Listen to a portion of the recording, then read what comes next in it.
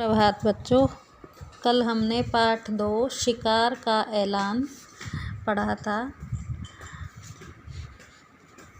इस पाठ में एक शेर होता है जो कि जंगल का राजा होता है और उसके 4 सेवक कौन थे?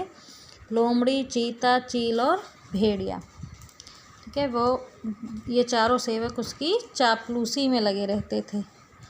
कल लोमड़ी ने शेर को बताया कि ऊँट सड़क के किनारे बैठा हुआ है। आज हम इसे आगे रीड करेंगे। मैंने सुना है कि मनुष्य के पाले हुए जानवर के मांस का स्वाद ही कुछ और होता है, बिल्कुल राजा महाराजाओं के काबिल। आप आज्ञा दे तो आपके शिकार का ऐलान कर दूं? लोमड़ी शेर को बताती है कि मैंने सुना है कि जो मनुष्य जिस जानवर को पालते हैं उसके मांस का स्वाद अलग ही प्रकार का होता है। अगर वो राजा से पूछती है कि अगर आप आज्ञा दे तो मैं शिकार की घोषणा कर दूं। शेर लोमड़ी की मीठी बातों में आ गया। चापलूस मंडली के साथ चील द्वारा बताई जगह पर जा पहुंचा। वहाँ एक कमज़ोर सा ऊँट सड़क के किनारे निढाल बैठा था। निढाल मीन्स थका हुआ। अब शेर उसकी चापलूस मंडली के साथ चील के द्वारा बताई गई जगह पर जा पहुंचा। वहाँ पर एक कमज़ोर सा ऊँट बैठा हुआ था, थका हुआ। निढाल मीन्स थका हुआ। उसकी आंखें पीली पड़ चुकी थी। उसकी हालत देखकर शेर ने पूछा, क्यों भाई, तुम्हारी ये हालत कैसे हुई? ऊँट करहाता हुआ बोला, जंगल के राजा, आपको नहीं पता कि इंसान कितना निर्दयी है। निर्दयी मीन्स बेरहम। ठीक है, कि ऊँट कहता है कि आपको नहीं पता कि इंसान कितना बेरहम है, कितना निर्दयी है। मैं एक ऊँटों के काफिलों में व्यापार का माल ढो रहा था। रास्ते में मैं बीमार पड़ गया। माल ढोने लायक नहीं रहा। उसने मुझे यहाँ मरने के लिए छोड़ दिया। वो ऊँट क्या काम करता था? एक काफिले में माल ढोने का काम करता था, परंतु वो बीमार पड़ गया और माल ढोने लायक नहीं रहा, तो इसलिए उसने उसको वहीं पर छोड़ दिया।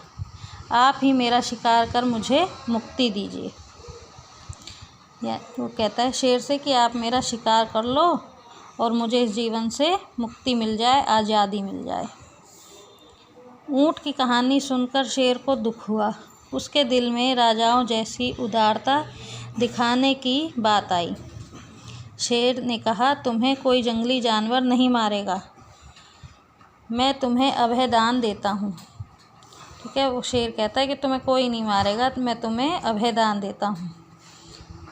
तुम हमारे साथ चलोगे और हमारे साथ ही रहोगे। चापलूस मंडली के चेहरे लटक गए। क्यों लटक गए? क्योंकि अगर शेर उसको मारता तो जितना वो मांस खा पाता वो खा लेता, बाकी किसको मिलता? चापलूस मंडली को। भेड़िया फुसफुसाया, ठीक है, हम बाद में इसे मरवाने की कोई तरकीब निकाल लेंगे। भेड़िया फुसफुसा कर कह रहा था, कोई बात नहीं, हम बाद में देख लेंगे इसे कैसे मारना है। फिलहाल शेर का आदेश मानने में ही भलाई है। इस प्रकार ऊँट उनके साथ जंगल में आया। कुछ ही दिनों में हरी घास खाने व आराम करने से वह स्वस्थ हो गया। शेर के प्रति ऊँट कृतज्ञ हुआ। तो शेर के प्रति ऊँट कृतज्ञ हो गया। कृतज्ञ मीन्स एहसानमंद। ठीक है, वह उसका एहसान मानने लगा कि वो मुझे यहाँ लाया और अब मैं ठीक हो गया हूँ। शेर को भी ऊँट का निस्वार्थ प्रेम और भोलापन भाने लगा। शेर को भी ऊँट अच्छा लगने लगा। ऊँट के तगड़ा होने पर शेर की शाही सवारी ऊँट के ही आग्रह पर उसकी पीठ पर निकलने लगी। अब शेर कहाँ पर बैठकर सवारी करता था? ऊँट की पीठ पर। वह चारों को पीठ पर बैठाकर चलता। एक दिन चापलूस मंडली के आग्रह पर शेर ने हाथी पर हमला किया। दुर्भाग्य से हाथी पागल निकला। शेर को उसने सूंड से उठाकर पटक दिया। शेर उठकर बच निकलने में सफल तो हो गया, पर उसे बहुत चोटें लगी। शेर लाचार होकर बैठ गया। शिकार कौन करता? अब शेर को तो चोट लग गई थी, तो अब शिकार कौन करता? कई दिन ना शेर ने कुछ खाया और ना ही सेवकों ने। कितने दिन भूखे रहा जा सकता था? लोमड़ी बोली, हद हो गई है। हमारे पास एक मोटा ताज़ा ऊँट है और हम भूखे मर रहे हैं। चीते ने ठंडी सांस भरी। क्या करें, शेर ने उसे अभय दान दे रखा है, मतलब उसे ये कह दिया था कि अब इसे कोई नहीं मारेगा।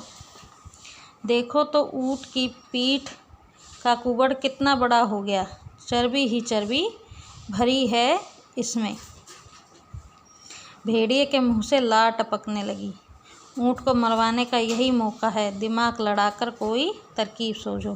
भेड़िए ने कहा कि यही ऊँट को मरवाने का मौका है, हमें कोई तरकीब सोचनी चाहिए जिससे हम ऊँट को मरवा सकें। ठीक है बच्चों, अब इस पेज पर दिए गए रेखांकित शब्दों के अर्थ आप अपनी नोटबुक में लिखें तथा उन्हें वाक्यों में प्रयोग करें।